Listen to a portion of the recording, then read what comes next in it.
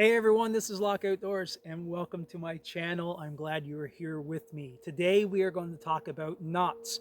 And why? Because one of my viewers asked me a bunch of questions and then asked me to make a video specifically on the knots that I use when I go bushcrafting. So that's what I'm doing. If you guys out there have any suggestions at all, feel free to leave your questions down below in the comments. Leave a like, leave a subscribe, and I'll get back to you. I try to answer every comment that comes through. I like being interactive with my viewers. And yeah, and if you have tips or suggestions, let me know because I'm always willing to learn. Also, if you would like to see more of my more grittier style of hunting and trapping videos, you can check me out on Eon Media on Roku TV. That's right, Everything Outdoor Network, EON. And you can look for me there, Locke Outdoors, and there you can see all the videos that I have here on YouTube, and you will also get to see more in-depth videos on hunting and trapping, and especially how to prepare game for cooking, because I try to supplement a lot of my food every week with naturally caught game if I can do it. So if you're interested, make sure you leave a like and subscribe, and check me out on Roku TV, Eon Media. I'll see you there.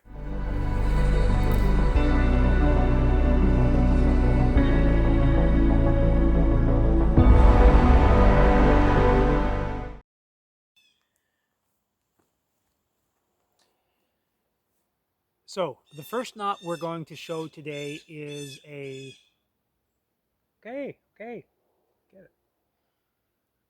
So the first knot we're going to show today is called the Canadian jam knot. Now, why it's called the Canadian jam knot, I'm not exactly sure. It's just a slight variation on the standard jam knot.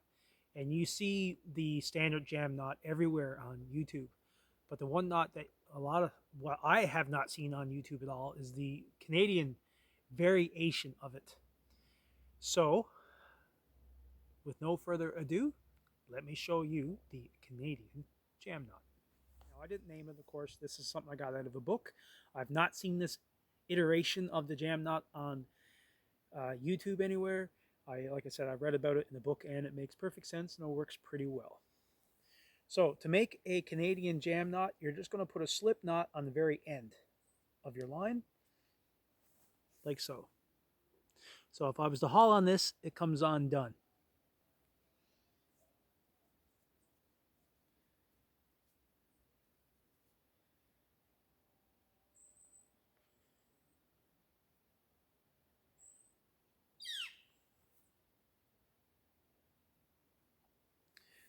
Now, about 6 to 8 inches back, I'm going to put another overhand knot, and I'm going to leave that fairly loose. So you see what I've got done?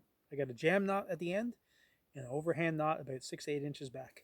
So now what I'm going to do, I'm going to take my live end here, and I'm going to go all the way through. I'm going to come up through the overhand knot, and I'm going to make a loop. So all I did was pass it through the hole. That's it. Nothing more, nothing special about that at all. So now, like every other jam knot, I'm just going to work it back and forth until it takes up. And there you go, you have a jam knot. All you're doing is pulling those two knots together, and the live end here gets jammed up, gets pinched, and can't come loose. Therefore, it secures it in like a zip tie. All right? So this is a great quick knot to make something secure. But say if you don't want to, maybe you have a bunch of these lengths, you're limited on your rope, and you don't want to have to keep cutting it to get it open or whatever.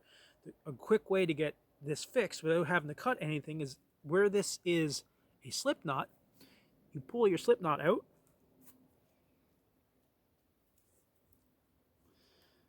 like so, and then you can just haul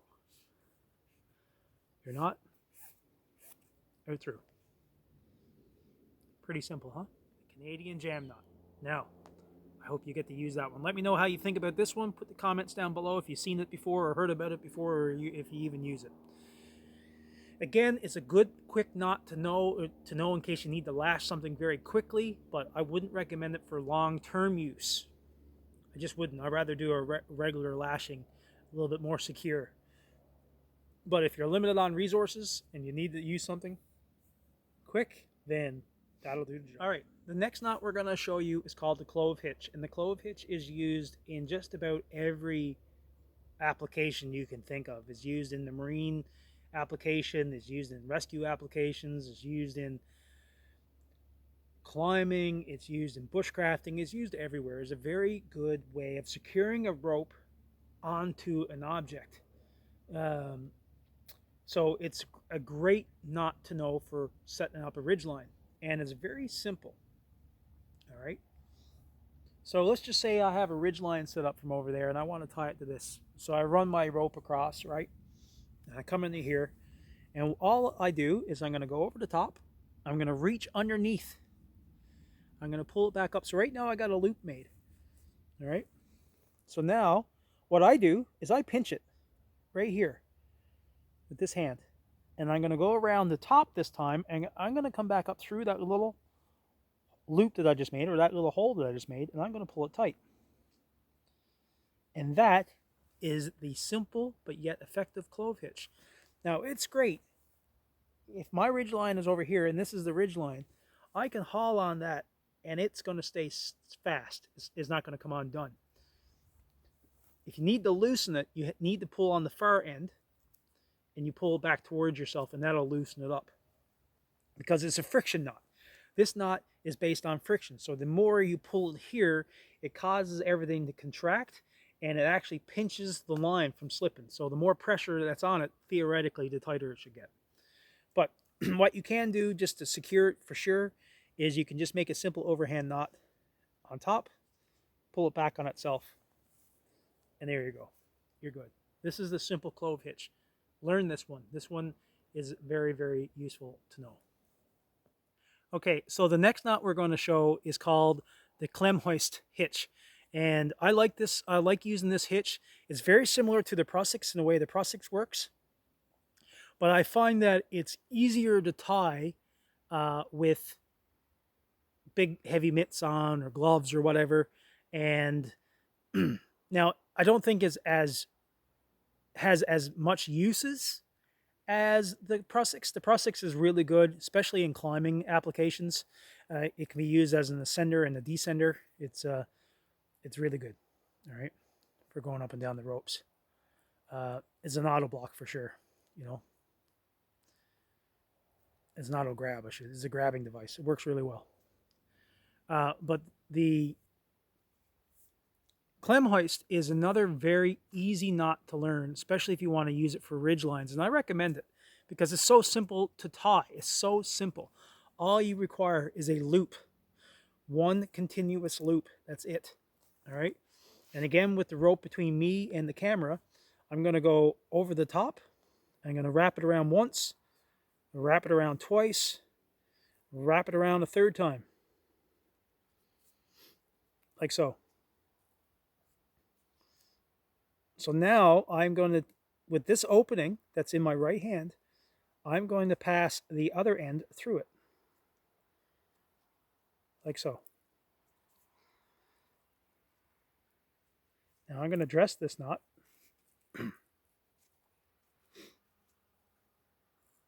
So all I did was pull that loop through the other loop. That's it. I just wrapped it around and I put one end through the other loop. It doesn't matter which direction you really go. So here, if I haul on it, all my weight's on that, and that's grabbed. If I go the other direction, it's grabbed. All right, it's a great little knot to use.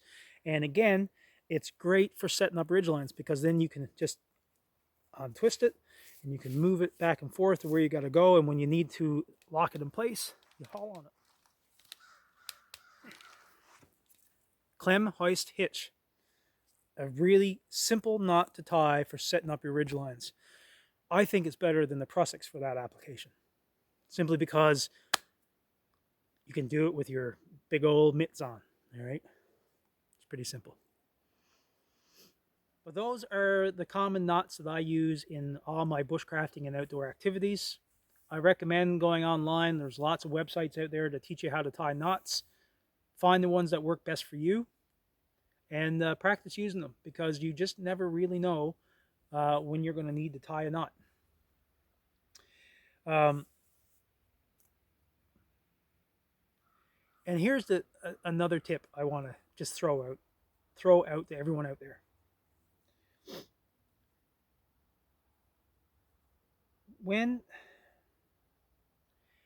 Get used to tying knots in difficult situations. Practice tying knots in the rain, all right, bad weather. Practice tying knots in the dark, in low light conditions. Practice tying knots in the wind, because it's very easy to learn to tie a knot in a classroom environment. And when you are outside of that classroom environment and you're dealing with all these external factors, it can be a challenge. So I always recommend learning to tie knots. Once you learn to tie a knot, to practice tying those knots whenever you can in just about every condition. Practice tying them with gloves on. Figure out what works best for you, because if you're in the wintertime, if you learn to tie knots all summer and you're finally going to get the chance to use it and it's wintertime and it's too cold to have to take your gloves off, or you don't want to take your gloves off, you may have a challenge. So I recommend learning your knots and then practicing your knots in just about every condition possible to make it better for you. So when you do need to know it, you can tie it. Because I struggle, everybody struggles. I can tell you right now, everyone out there struggles tying knots when the conditions around them change. And I'm no different. So learn to practice your knots whenever you can. And knots is something that you always got to practice. If not, you forget them. And that's a fact. All right, everyone, this is Locke Outdoors. Thanks for watching. If you want to find more of my more interesting outdoor videos, you can check me out on Roku TV, on Eon Media, Everything Outdoor Network, and you will be able to see my full-blown hunting videos, all my outdoor camping videos and hiking, and stuff that if you really want to get into the guts of things, check out Eon Media. Look me up. I'll see you there. Take care, everyone.